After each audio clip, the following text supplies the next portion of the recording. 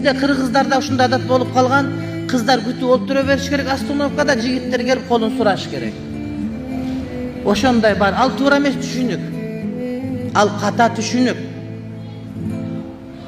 Кээде ылайык адамдар ушундай өтүп кете берет. Эки такси эки башка экөөнү айдап алат, бирок өтүп кете берет светофордон.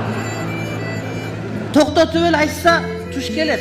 Ошон үчүн кыздар барып бирөөгө барып, "Өй жигит, менмин, сен сенсин. Мен сага турмушка чыккым келет" деп айтса, бул эң жакшы маселе.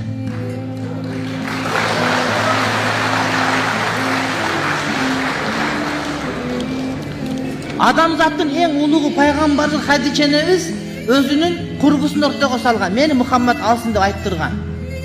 Ошон үчүн бул уят эмес. Бул намыс эмес. Бул өзүн урматтагандык, сыйлагандык. Балким ал сени көрбөй жүргөндүр, билбей жүргөндүр. Ошон үчүн айтыш керек, айттырыш керек.